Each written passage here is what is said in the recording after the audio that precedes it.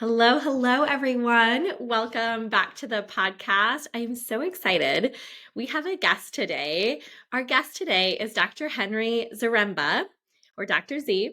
He is a board certified chiropractic neurologist with over 3 years of experience as the lead clinician at a top brain rehabilitation clinic and over 500 hours of postdoctoral studies in clinical neuroscience and has treated hundreds of patients at this point. And so he's super skilled in activating the brain's ability to recover and become more optimal.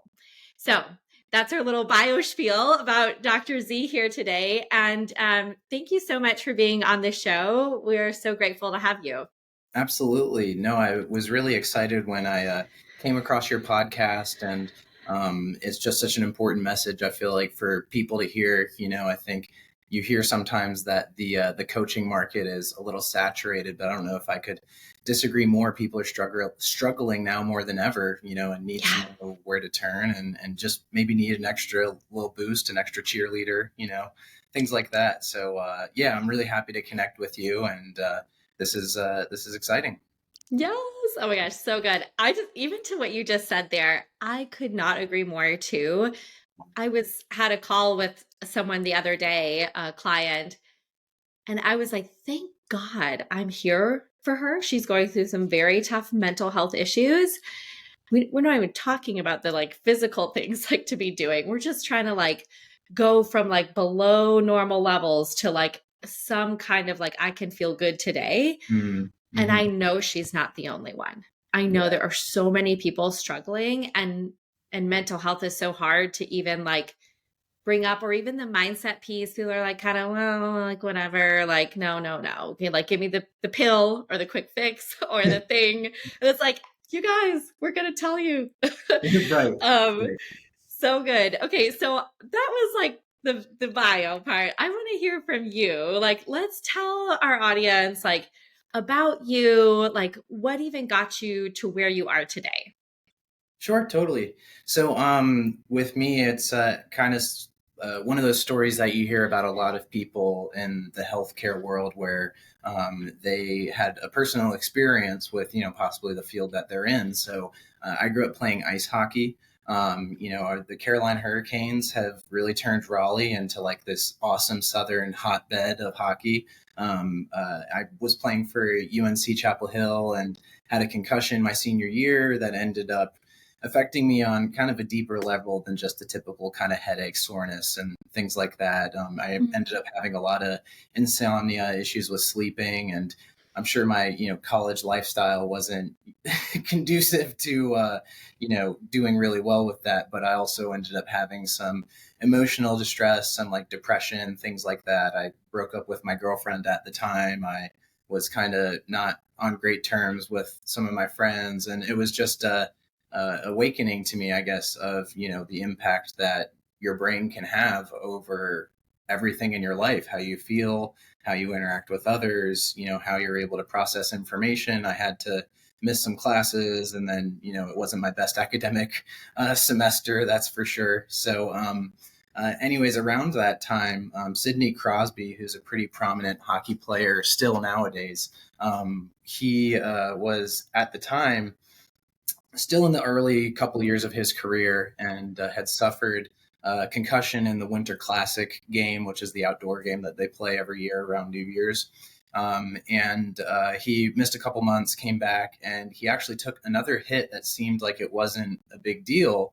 But it turns out he wasn't fully recovered from that initial concussion. And it ended up really throwing his system for a loop. He had to miss a significant amount of time.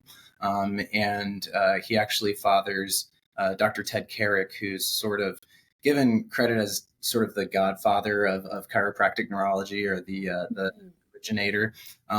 But he really credits Ted Carrick as saving his career, and he's one of the best players to ever do it, and he's still out there right now, even if the Penguins aren't having a good couple of years recently. But he's still definitely playing at a really high level. But so there's this publication called the Players Tribune that I was reading at the time, and I started reading other athletes' stories: Dan Carcillo, Bryce Salvador, mostly hockey players, of course, but some football players and fighters and boxers, other soccer players, other sports too, talking about their concussions. The Players Tribune was really cool because it was a publication where the athletes were the direct contributors, the Mhm. authors.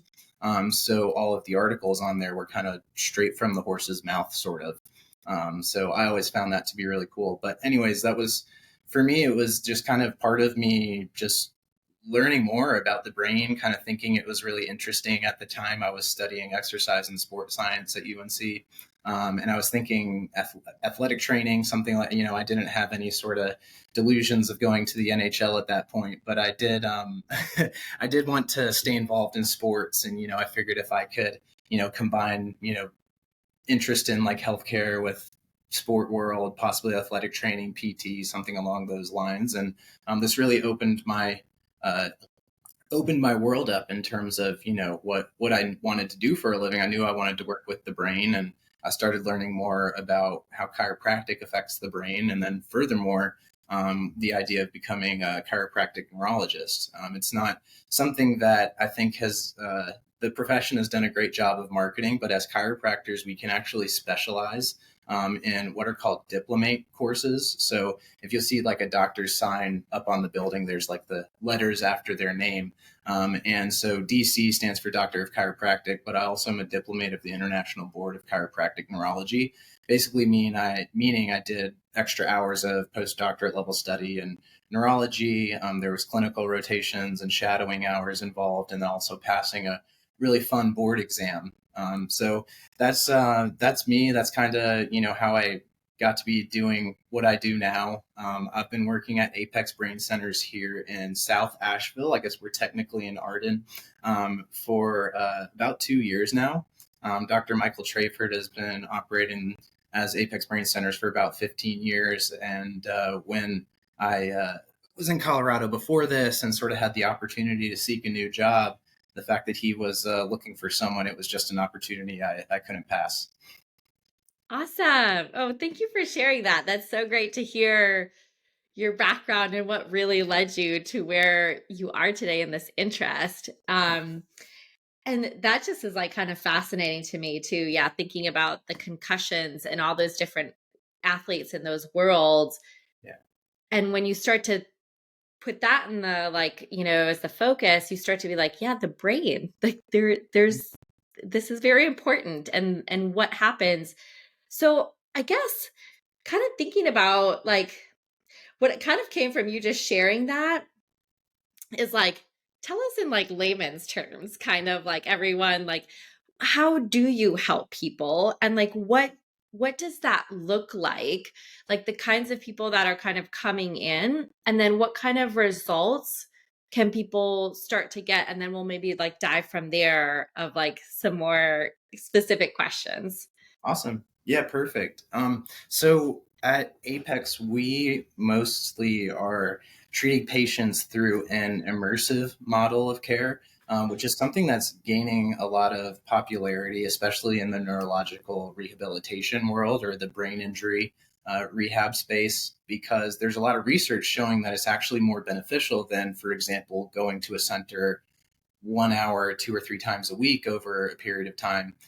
We have patients in the office for 4 or 5 hours a day, 5 days a week. And a lot of patients are actually coming to us. About 80% of our patients are from out of state. We see people internationally too. They'll travel, we're an outpatient center, but they'll stay nearby.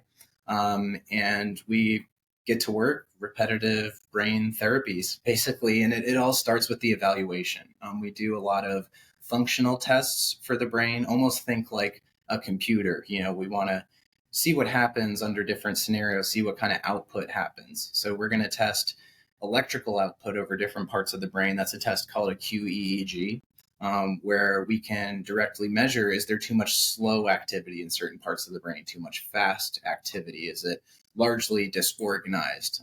It's an incredibly complex analysis. And then we can get into computerized quantification of eye movements and balance, cognitive and behavioral assessments, and also motor timing coordination tests. So things for like timing and movement. then typically at the end of the first day, we're meeting with folks to kind of connect the dots and talk about here's what we're seeing in terms of what your brain looks like. A lot of people come to us having already had an MRI or a CT scan, some other sort of brain imaging. And while the QEEG does give us an image, an MRI and a CT most of the time is like taking a picture of the motherboard of a computer. It may tell you if there's if there's a hole in the center, then yeah, I'm glad we took a picture of it. But for the most part, in the absence of a bleed, some sort of tumor or gross inflammatory process, MRI and CT, while it's important to rule those things out, it's not going to tell us is your frontal lobe not functioning appropriately? Is your amygdala or your fear centers of the brain overactive and it's causing you to have anxiety? These are all things that the functional tests can tell us a lot of detailed information about.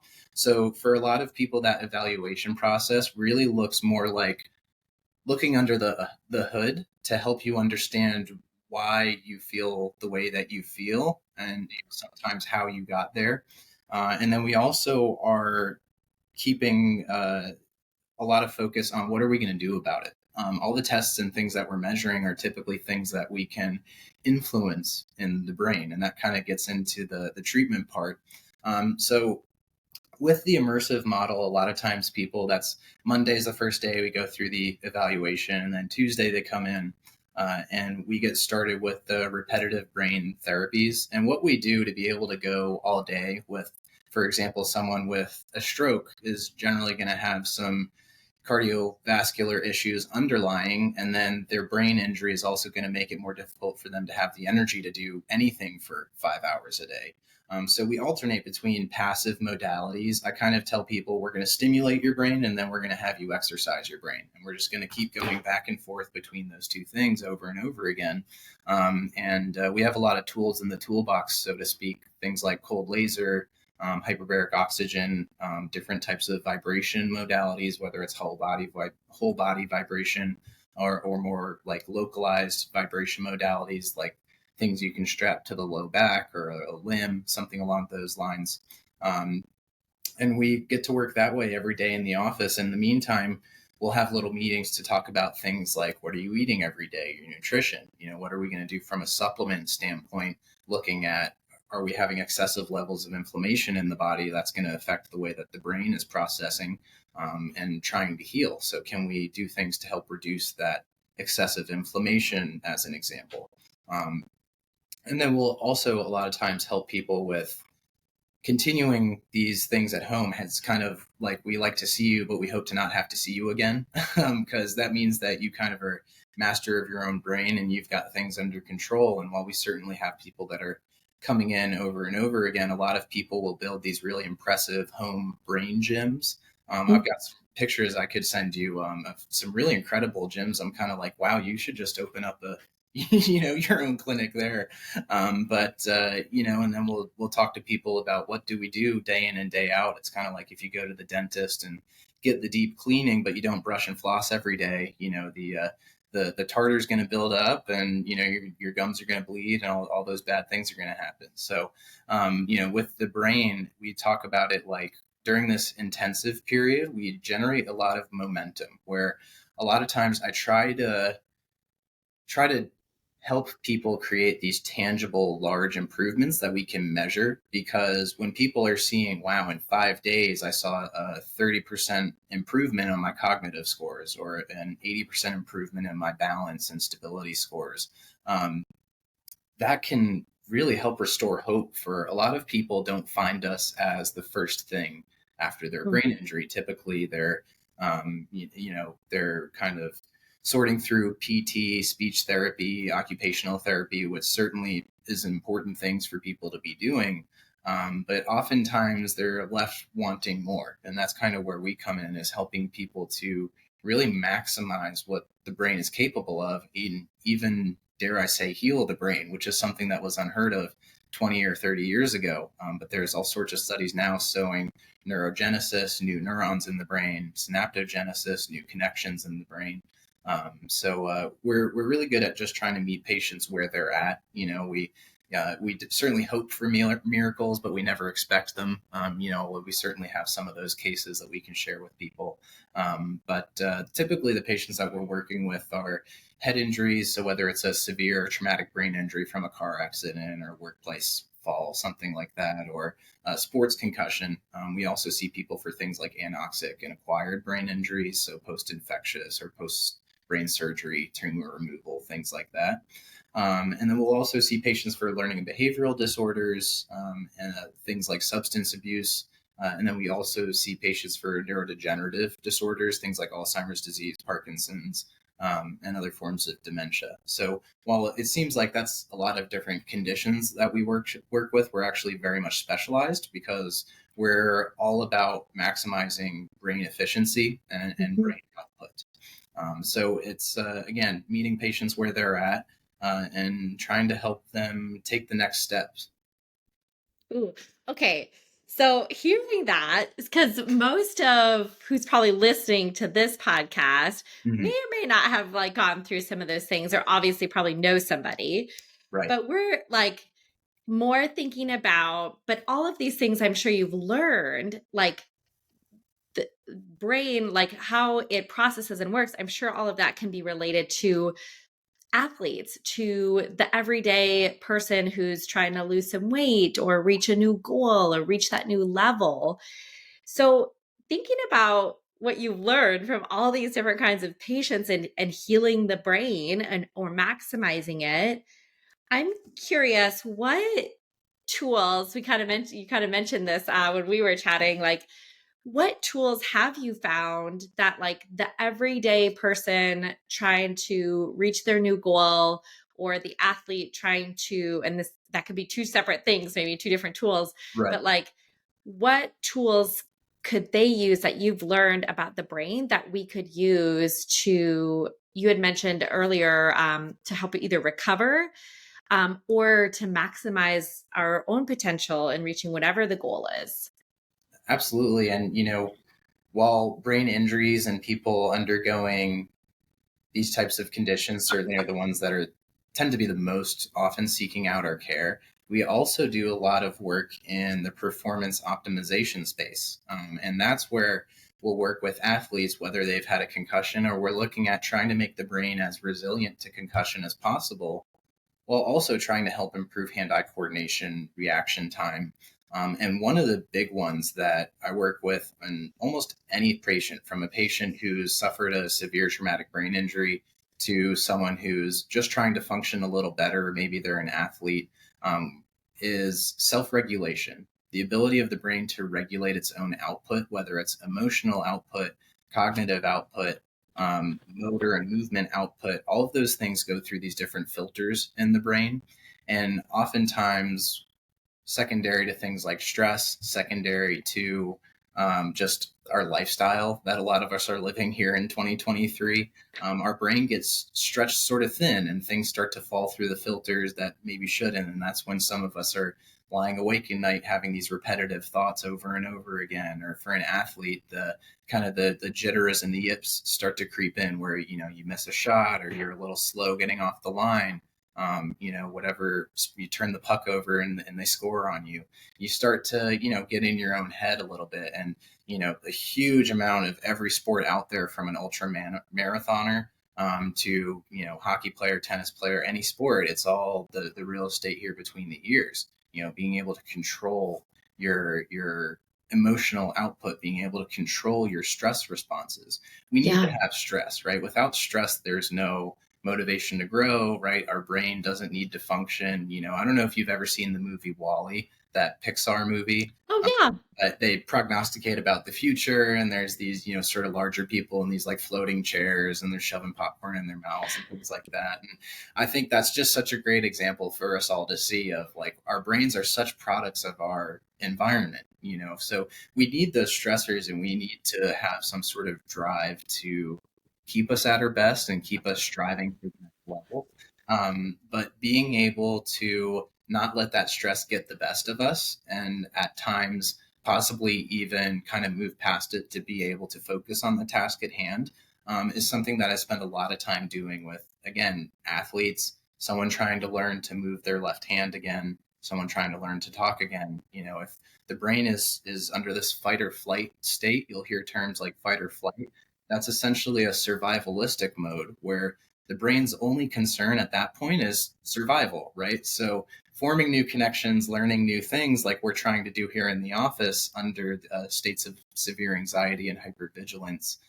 That's one of the first layers that we have to peel away with almost any patient, regardless of their functional status, to be able to maximize their benefit from the program and also just maximize their experience in life, right? Being able to control your own output is one of the most valuable skills that I've, I want to say learned, but have been learning to acquire in my life. Meditation, for a lot of people, I'm sure ultra marathoning and that type of endurance sport is that form of stress relief or that exhaust valve.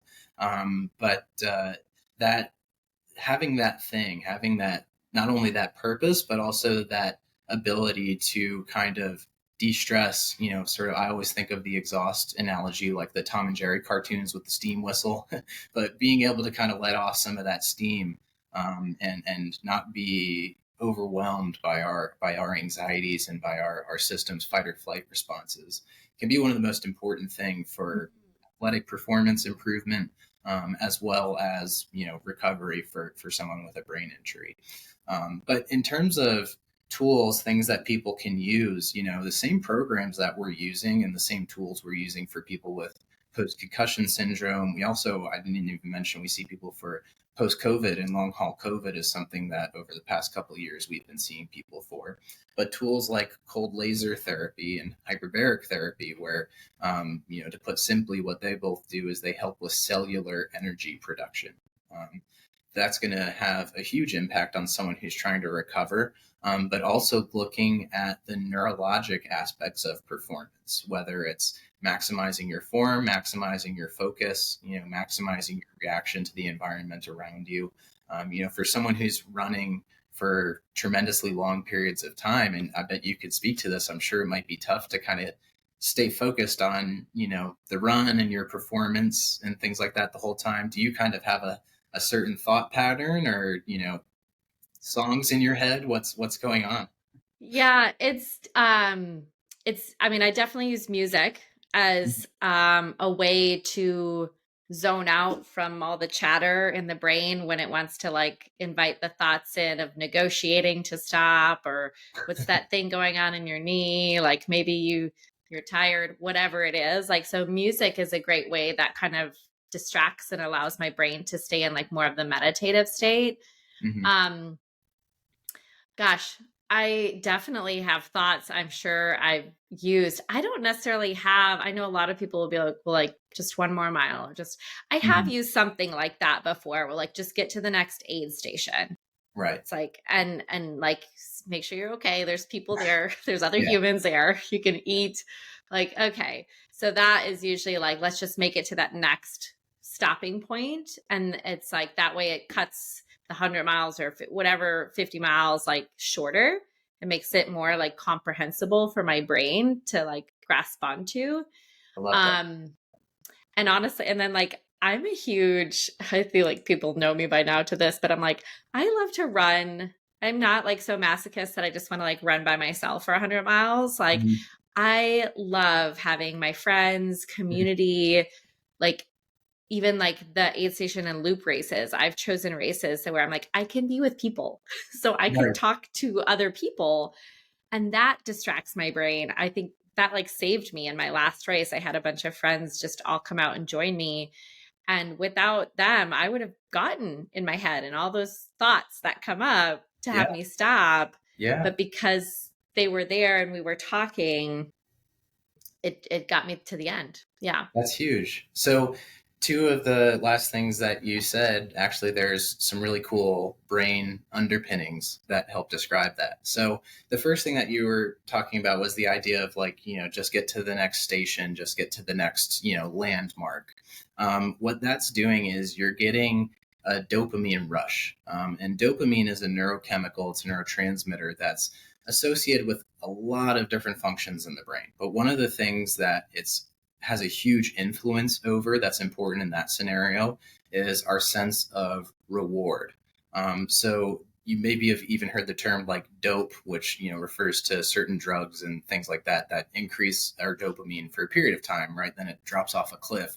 But in terms of running, right, I remember running in my neighborhood when I was younger. And I was a wrestler in high school. So, just like trying not to eat very much and then trying to lose weight before a match. It's like, all right, get to the next mailbox, the next mailbox. And each time that happens, you're getting a little dopamine hit, Mm. right? It's like I accomplished something.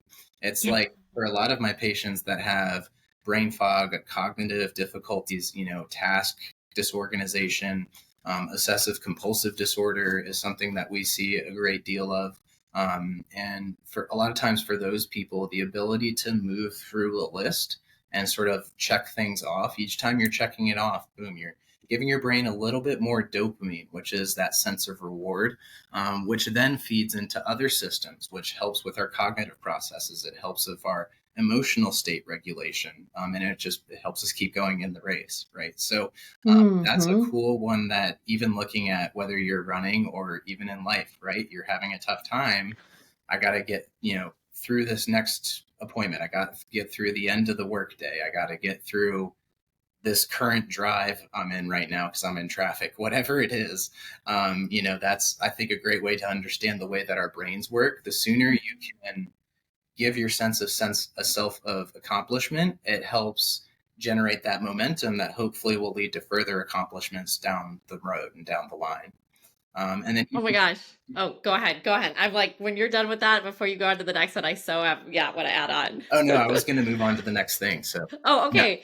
Pause real quick yeah, because like I everyone just like hear that. Like I feel like I wrote my notes down here and even when I listen back to this and like people just like rewind and even listen to this again a second time, especially when you are clear and you're not in a fight or flight. right, yeah, And like you have a moment to actually take it in. I think what you just said is so huge. And I didn't necessarily know, I don't know the brain science behind it like you do. But as a coach, I know this for myself and my clients. I mean, obviously it works in ultras. I've done this for 10 years, so it's working. right, But aside from that, my clients, it's incredible when like they start working with me and it's been years since they've had a goal and they wanted to do it and like and then all of a sudden we start working together and I meet with my clients once a week like for a call or a Zoom, and in between they can access me, but most of the time it just ends up being that once a week call. And a lot of the times they come in and they're like, oh, like, I mean, I ate okay, but the weekend was really rough. And our brains just start off with the negative, right? yeah, yeah. And then because they have our session, every single call, we celebrate the wins. And I'm like, hold on a second. Like, let's tell me the facts of actually walk me through your week. And all of a sudden they're like, well, actually, I worked out 3 times this week and I just didn't miss the one on the weekend. And actually, I ate really well all week long. And actually, when I went out, I only had 2 glasses of wine instead of 3. Before you know it, we are like winning. Like Right. there's so many wins. And then it shifts. It literally what you just said, it shifts them. And I can literally physically see their body if it's a Zoom call or feel it on the phone where it's like, oh man, like I'm not doing that great. And it's like, I wish, I should have done better. I could have done like to like, oh, like I like, For and then you're me, yes, yeah, go me. And then they get into the next week motivated, energized, getting after it. And so for anyone to just hear that, now imagine week after week after week, or in your office, day after day after day, you do that and you're racking up the wins. How much easier is that to like keep going for your goal than like shitting on yourself? I call it like the shit show thoughts where you just think you're not doing anything, you're a piece of crap, like you didn't hit all your goals. Of course, you're not going to go into the next week going after your goals and doing the things. So, y'all just like, if you're not with a coach or someone like Dr. Z, or like you don't have the support, one, you should probably think about getting some. We all need it, okay? for sure. And or if you're going to do it alone, you need to celebrate and do what he's talking about here, where we set that landmark, check it off, get the dopamine hit, do it again and again. Okay, rant over. Go ahead. No, um, absolutely. And actually, I'm going to extend that subject a little bit longer too, because I thought of a great example of a patient population we work with. And being here in Asheville, it's sort of a destination, sort of even nationwide, I feel like, for recovery centers and people with substance abuse disorder, addiction types of issues. And we have relationships with some of the centers here in town where sometimes people that are going through their program, they'll come here to go through treatment at our center as well. So the neurology of addiction is something that we're well versed in, and we see it a lot, and that's an excellent scenario to show in some of the most successful cases that we've seen with that. And I've seen some amazing turnarounds with people who come in the door probably still high on something the first day, and then we see them get a job, we see them leave the recovery center, community college, whatever form that takes for someone. One of my favorite sayings from that world is the opposite of addiction is connection. So mm, I think that's such a cool thing that when we see these people go from their brain can barely function to now their brain is seeking that connection. They're seeking those dopamine hits if they want to be checking things off the list. But we always tell those patients, good habits tend to stack with each other. The more you're mm. exercising, even just like making your bed, brushing your teeth, keeping your space clean, engaging with others in your life and maintaining relationships that are important to you, those good habits tend to stack on each other. So then when you're faced with the possibility of making a bad decision, taking another drink, hit X, Y, or Z, you have more at stake, right? You've built this house of cards that you're like, oh wow, do I really want to pull out that Jenga piece right now? And there's a little bit of extra consideration, and that kind of comes down to how those dopamine rewards can help to add up in your sort of cognitive reserve, or your ability to have better executive function is a term that you'll see a lot of times in the neuroscience space, is the ability to sort of make decisions for whatever interest suits us at the time. Oh my gosh, I love that addition. That is so good. I just like had a visual even when you said the Jenga of like all of those. Yeah, And then it's like, yeah, do I really want to poke that one out that could make this all fall? right. And even when I think about that in my own life, it's like I'm a mama, like I'm an Mm, athlete, I have my own business, like all of these things. I have a partner. And like, would I want to do the one thing? Like, even if we all are humans, we get tempted, we get like things thrown at us. So it'd be so easy to just be like, well, let me just make the bad choice over here. But yeah. it's like all that equity you have, is it worth it? Mm. And I love that. It's like, so build up the dopamine equity I love the of equity. like, Yeah, I love that. yeah, Yeah, absolutely. so good. Yeah, totally. And then the other thing that I thought was cool that you talked about with your like getting through a run is the idea of the socialization and being around other people. And that's something that makes me think of a lot of the patients we work with cognitive decline, dementia, Alzheimer's disease. One of my favorite patient stories regarding Alzheimer's, because a lot of people, when I tell them that we work with that population, there's, I don't know, skepticism in the right is the right term, but there's some confusion around, there's this, I don't know, stigma or idea out there that people basically think, well, that just, you can't do anything about that. There's no cure for that. It just happens to you. And we're not using the cure word here, but we definitely have seen some improvements with people. There was a patient who came in that was living at a local assisted living facility that had sort of different tiers of care that they offered. And she had moved to a bit of a more intensive tier of care, and her daughter brought her in. And even just from the get go, the two of them had such levity about the situation. They were just so great about just, she would forget something and they would just like laugh and joke about it, and, silly things like that. But, they came in, the daughter was helping her through care.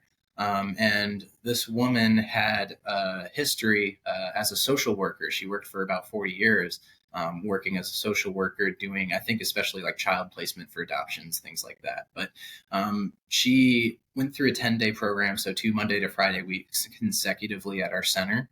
And by the end, was feeling so much better that she started visiting other members in her facility especially people that don't really have family visits often. They would kind of like flag those people for her to go just, sit and talk with them or have tea or whatever else. So not only did that kind of turn into her therapy of socializing with people, even just walking up and down all the different hallways and navigating to the different rooms is a great brain exercise for someone like that.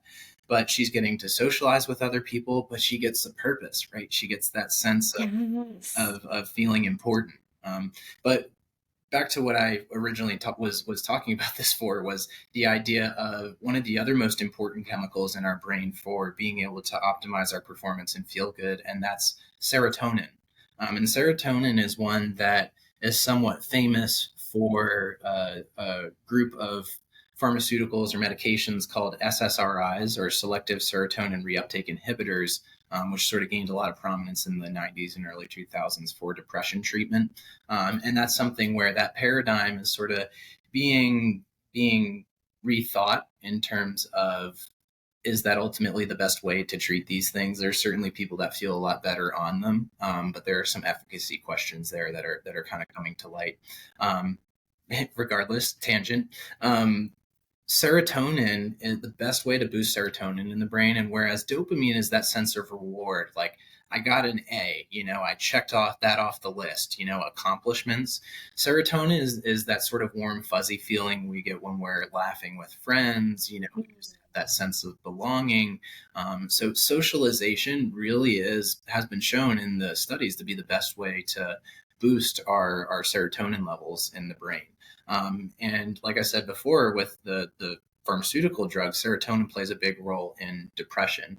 And talking about performance optimization, not only do we work with athletes, but we'll work with people for corporate performance optimization as well. I've seen a few of the like Wall Street types where their reaction time and their ability to read someone's face and like process data can, a fraction of a second faster than someone else could mean their company makes, millions. I'm not going to pretend like I fully understand how all that financial stuff works.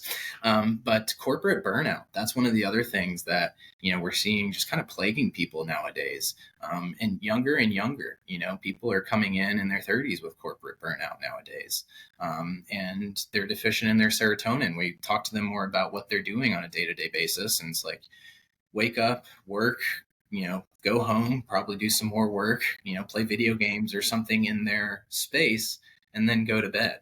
So that socialization, that sort of brain engagement, with other people, running with others, for me, growing up playing hockey, I mean, skating and ice skating was like my favorite thing, but I also just so love being part of a team, like Yeah. being on, and even just like that classic idea, like in hockey was the best for almost like football, where it's like, oh, we got the really big guy. And then, I was always the little fast guy. And then there's the guy who only skates backwards. There's always like, everyone has their own little thing. But anyways, kind of that sense of belonging to a group is hugely important. And also that sense of we're accomplishing things together, right? Then we're tying both of them into the same system. And ultimately we need optimal levels of dopamine and serotonin for us to feel our best, but also be at our best.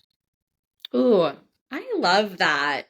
It's so funny. I'm like, I did not necessarily know that like combination of the things I was doing. Yeah. But like now it's like, oh, okay. Just hearing you say that last piece of like, it's not just the dopamine and it's not just the serotonin. We need both of those equally. And now we know like exactly how we could start to get those with the reward system or with the socialization and needing to have that too. I just think that's so powerful to just like put that out there really tangibly.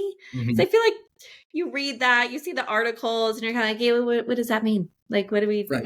Right. And it's like, okay, quite literally, somebody could like break it down and make a list of like, go for a walk, today, or I've been doing 20 push-ups a day, like do the 20 push-ups Yeah. and like check, you've got your dopamine, go hang out, like somehow be a part of your family, your friends.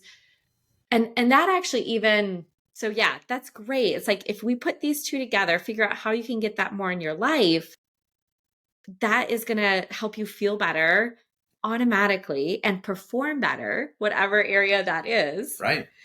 Um, with the serotonin and like team thing and that, I'm curious, like just your thoughts on this, because like I feel like sometimes when I'm working with people and just, today's day and age, technology, every one of us like on our phones, we're doing this digitally, Yeah. right? People are busy. So Mhm. there's less time for the fun and for the family things. And then we're adults. So it's not like we have the hockey, or a lot of people, it may exist, but they're kind of like, well, I don't know, like, how do you help patients, or what could you share, like maybe as a tool or ideas to help people get from like, yeah, wouldn't that be great? I mean, I hear you, but like, how do I actually start to add more socialization into my life being adulting?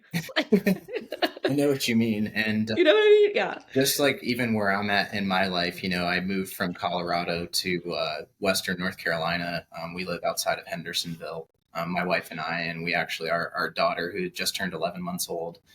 So with that, like even tracking that timeline, right? We moved here about 2 years ago. We were living in an Airbnb. Pretty much as soon as we bought our house, we found out my wife was pregnant, so our social life looks really different here than it did where we moved from in Colorado, where we were, in our mid 20s and working for the first time and had different types of obligations. So I can definitely empathize with people out there that say like, yeah, that sounds great, good for you, buddy. So it's about starting small. One of the Mhm. things that I did recently was I started taking my daughter to swim lessons at the YMCA, or it's called like water familiarization class, something like that. But it's basically just me like sliding her around in the water, and it's fun to spend time with her. But there are a few of the other parents there doing with their kids, so it's nice that I get to connect. My daughter Quinn gets to look at other humans that are as tiny as her, which always fascinates her to no end. But it's just kind of funny too. Like I was one of the guys I was talking to, who was one of the other dads in the group. It turns out he is an ice hockey or a hockey player, and he plays roller hockey at the group at Carrier Park down in Asheville, which I've been thinking of doing for the longest time, and I just haven't carved out time. But you you just have to find a few minutes. There's a lot of studies right now showing high intensity interval training, which is kind of the opposite of the ultra marathon, right? But even as short as doing 3 minutes, 3 minute long sets. So if you can set aside about 5 or 6 minutes to do a minute of as many push-ups as you can, take a break, do a minute of as many squats as you can, take a break, as many crunches as you can, take a break, go get in the shower, brush your teeth, and go to work. Like you've just improved your physical activity status. And high intensity interval training actually has been shown to help us learn new things for the brain. The sort of trends in research in terms of exercise in the brain are immense in terms of how exercise isn't indirectly beneficial for the brain. Exercise directly benefits our brain and prevents neurodegenerative diseases like Alzheimer's, Parkinson's, and dementia. High intensity interval training has selectively been shown to help us with learning new skills, and cardio training and endurance training has been shown to help with more of becoming more efficient at learned skills. So there are terms for that in neurology. Long-term potentiation is getting more efficient at a pathway that's already established in the brain. And then neurogenesis, new neurons, and synaptogenesis, meaning new connections in the brain, are the terms that we see with high intensity interval training. So I know I'm a little all over the place with some of that, but again, start small and start simple. And movement, I would say, is the key. We talk to people a lot of times about the link between movement and cognition, because as far as the brain, our cognitive output goes through the same filters as our movement output. So think of Parkinsonism. We can't move very good and we can't think very good typically. Same thing as look at a baby. A baby can't move very good and they can't think very good, and their brain starts to get more organized.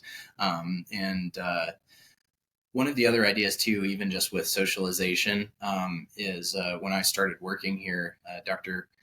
Trayford was part of Rotary International, which is a community service-based organization that has several different local chapters here in Asheville, and there are chapters all over the world, from Fiji to the Philippines and Africa and all over the place. So it's kind of a cool way that you can connect with other people, and also feel like you're part of something and accomplishing something. So it's different for everybody, but it's one of those things that put socialization on your list and check it off. And then if you're really having difficulty getting that done, then maybe you do need to seek out someone who specializes in functional neurology, who can help you understand why your brain isn't able to organize that information and create that time management, to incorporate those types of habits. Yeah. Ooh, okay. So good. Start small. I mean, Mm, seriously, it's like, I know we hear that. I know it's almost like a, like I hear that from other people or you see that and I profess it. yeah, right, right. and but it is so true. Honestly, and that even like I'll share from my just recently with my push-up deal. So I said I was going to do 20 push-ups a day. This is rounding it almost to 3 weeks now. Hmm. And the first day I did 3 push-ups on my feet and the rest modified. I dropped to my knees. I'm always like, y'all, form before getting injured. Okay. 100%, yeah. Um, I have an ego too, but I was like, I'm not going to injure myself. So I'm like getting myself back up there. So I did my 3 push-ups. It was really, really hard. And if I would have said you have to do 20 on your toes or even 10 on your toes to start, I would never have done it. Right. But because I gave myself grace and space and was okay with like, listen, I don't care if you do 5 in the morning and then 5 in the afternoon or however it looks, that you just start Mhm. and like start small like that.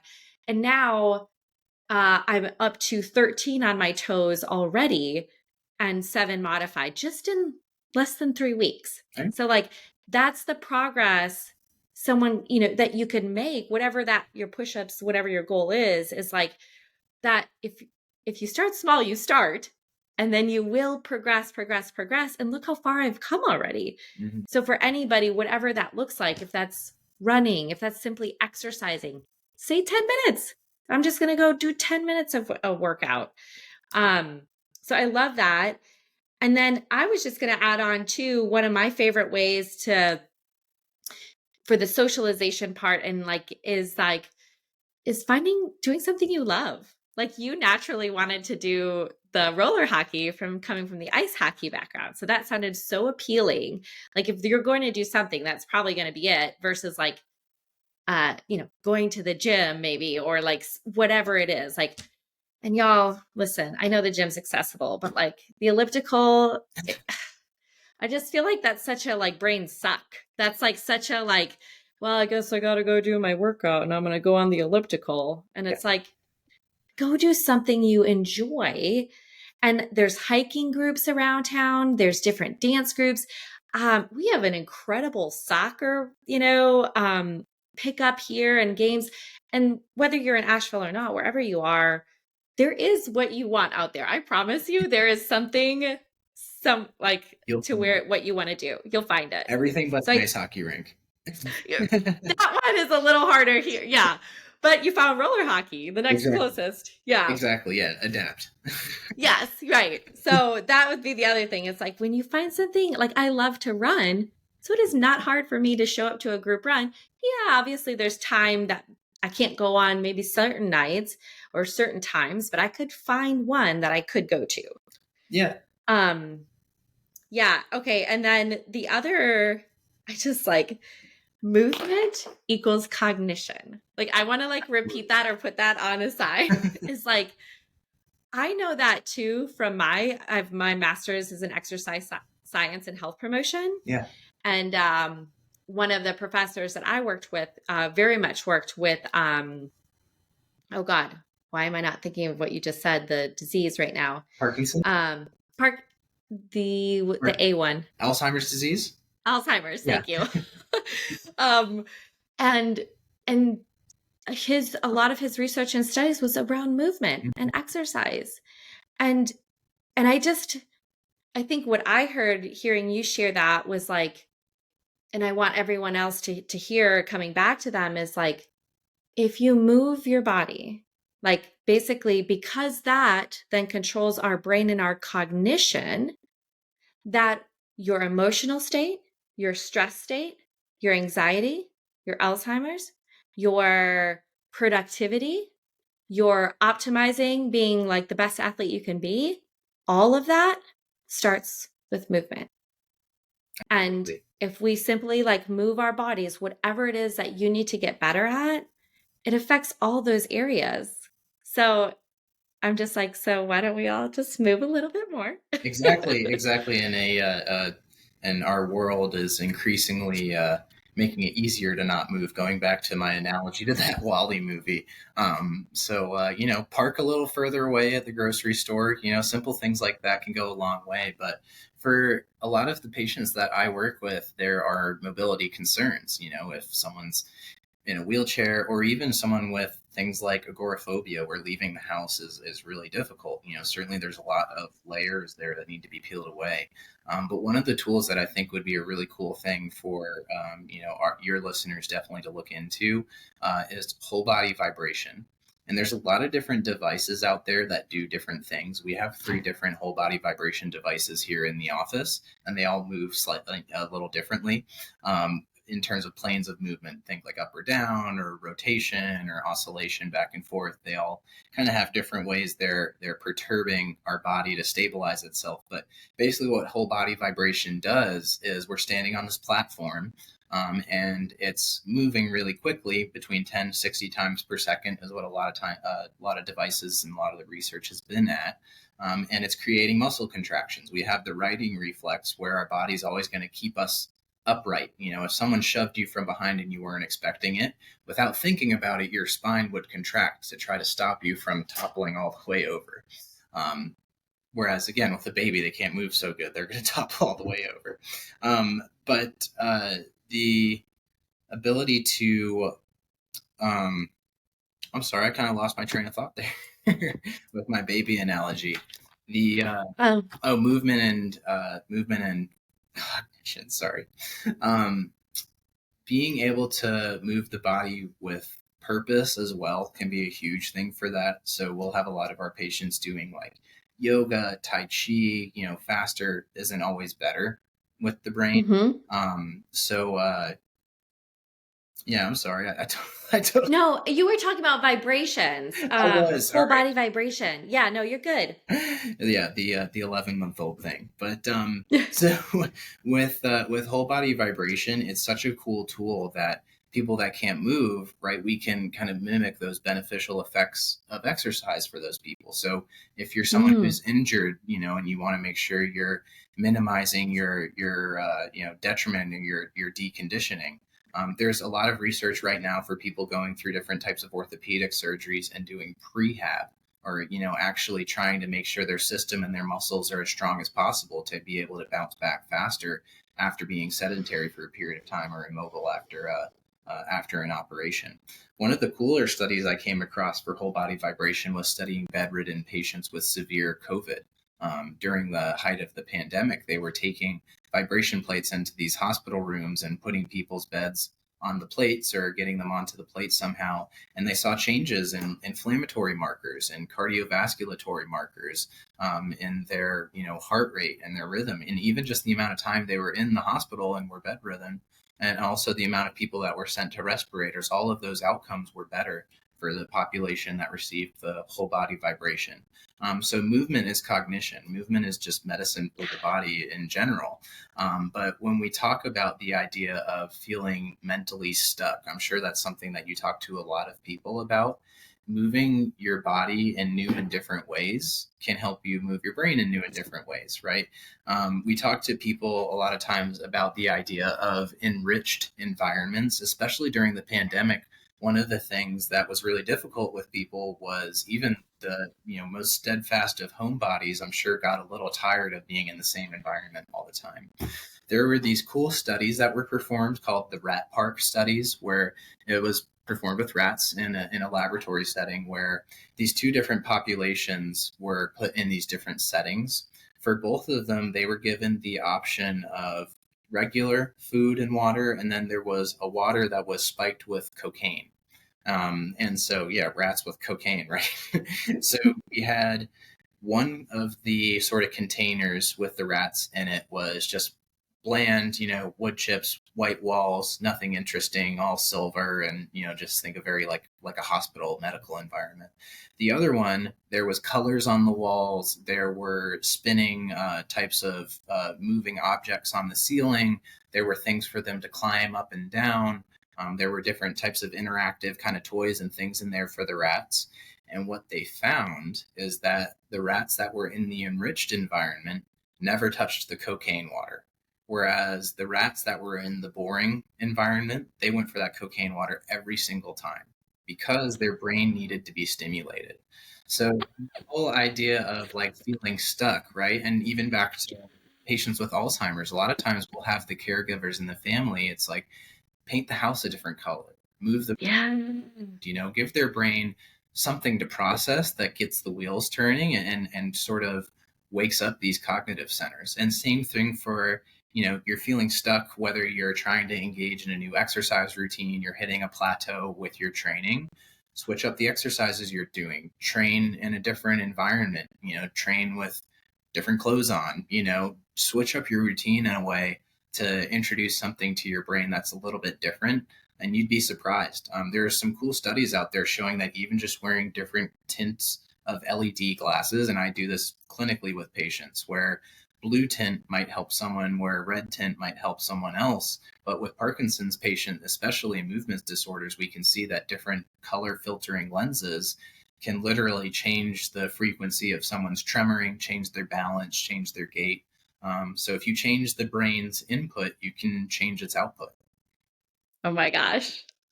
That is so, so great. I'm like, I read this in books, like self-development books. You could probably see some behind me. Yeah, yeah. And and and in general, I think this is like one of my secret sauces.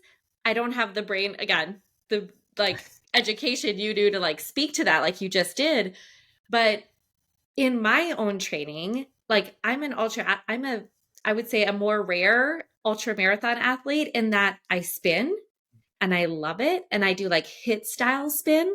Nice. And I also do spin a little bit different than like if you've ever done a spin class, or a lot of people have done spin, and it's like up, down, and here we go. It's like really light and fast. And I'm like, we go hard and heavy in my spin class. Like it's fun, but very challenging. That's awesome. And so it's a little different. And then I do stairs. I will be on the stairs for 30 minutes, 60 minutes. I will do it with a weighted vest. I will run with a weighted vest. I do lifting. So I do strength training too. So I do a lot of different modalities that always have I think have allowed me to create the edge that I do in running.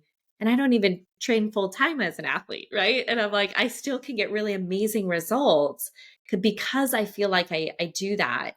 Um, yeah, and it's not just running for hours all day, all week long for months and for years. Like, and that works for some people. No offense for all my runners out there.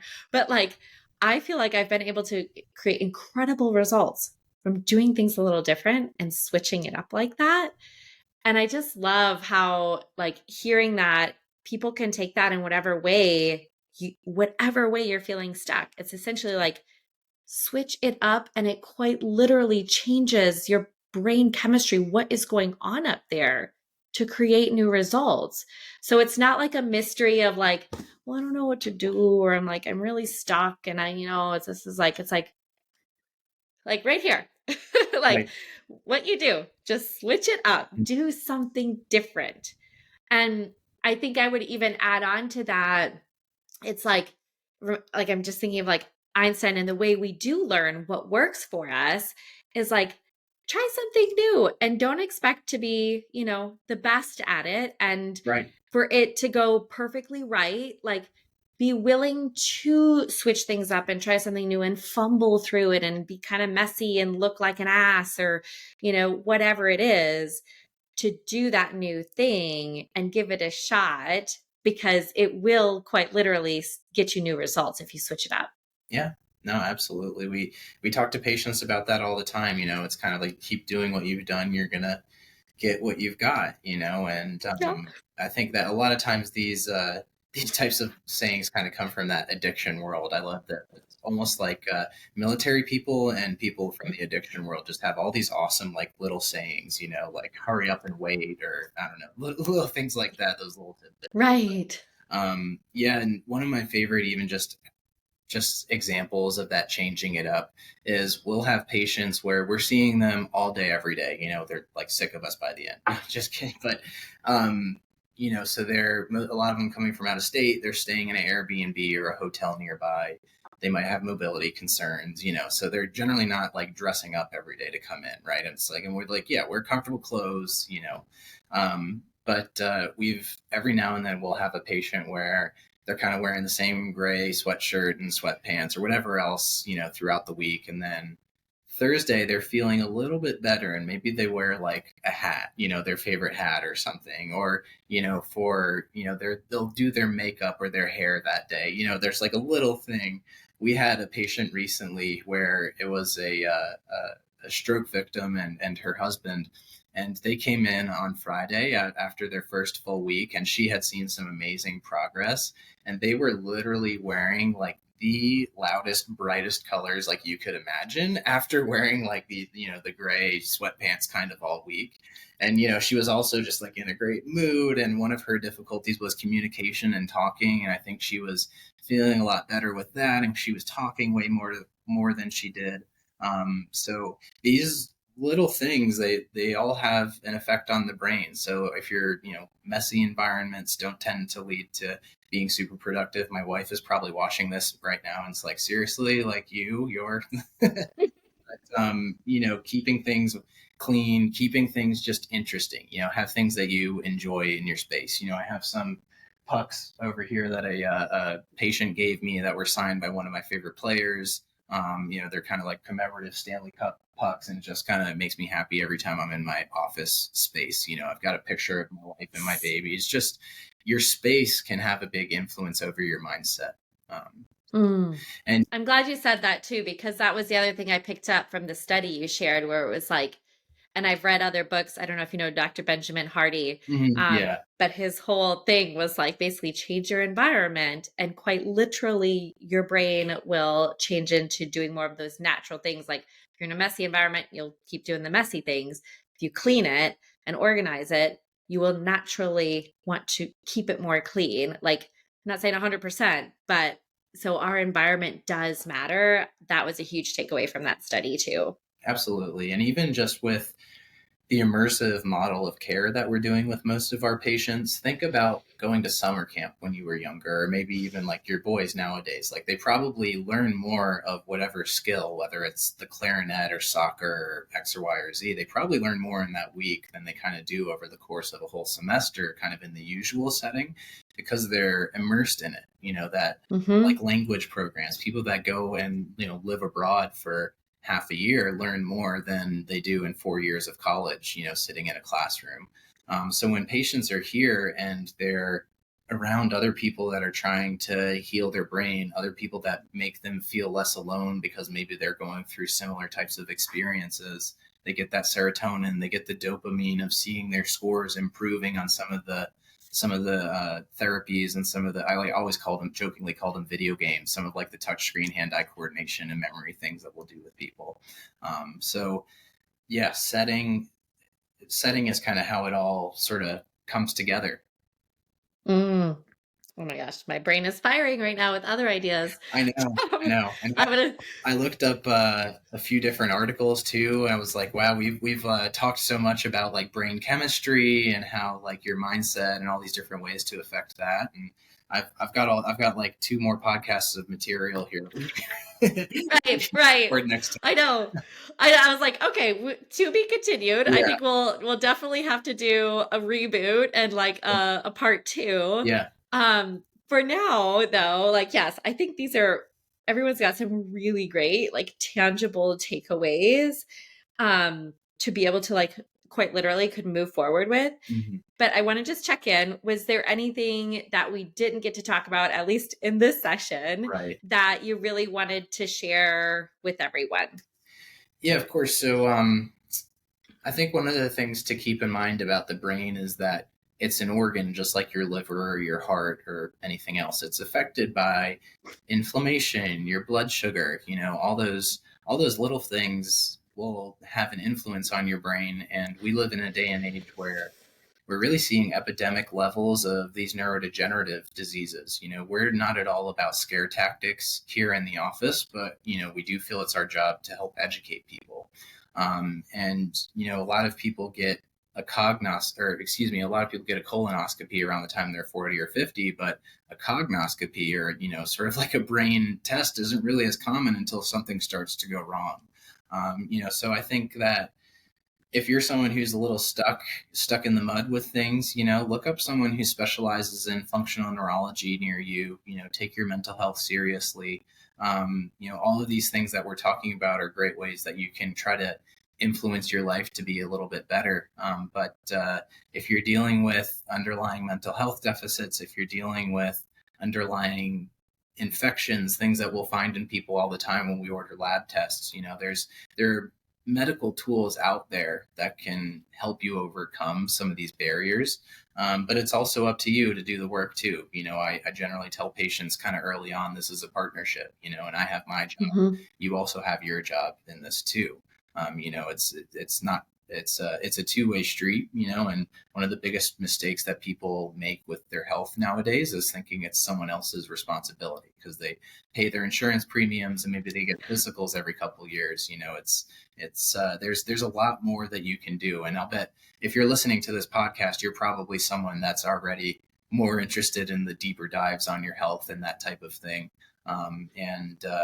We do testing on people, just kind of, if you're interested in the evaluation for performance enhancement, that's something that we can help you with.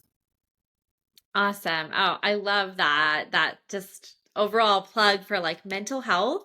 And like, let's also like just the way you said it, like, okay, everybody knows to get a colonoscopy or a mammogram or whatever, like all of those.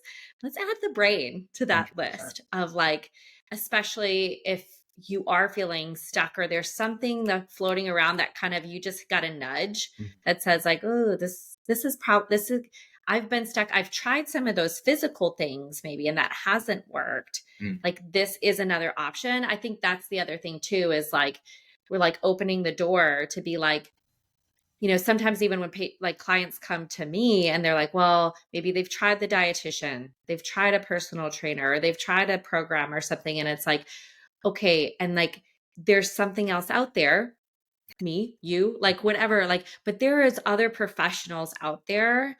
And so maybe you've not heard of this before. Well, this is another option now. And even if it's not one of us, like just knowing like the door is wide open. There's a lot of options out there to get the support that you need. And then I also just think nowadays, and I'm like, my hand is raised. I have like multiple coaches. Like I don't just, and whatever that is for people, if you need a therapist and a coach and a trainer and whatever, like get the resources you need, right, to be able to move forward. So thank you for sharing and taking this time with us, Dr. Z. Just to finish out, just tell everyone where they can find you guys, Instagram or website, whatever you want to share. Yeah, of course. So it's pretty simple. It's at Apex Brain Centers on Instagram. We're also on Facebook too. So there's some cool videos on there. And then also on our website, it's just apexbraincenters.com. We got some patient testimonials, more information about some of the services and cool technology and things that we offer that maybe we'll dive into in another podcast. Okay, so good. Thank you. Thank you for all of that. No, of course. Yeah. And yeah, thanks for having me on. I'm glad that podcasts like yours are out there, and it's an important message for people to hear. So thanks again so much. It's awesome connecting with you. And yeah, we definitely need to get part 2 scheduled. We will for sure. Perfect.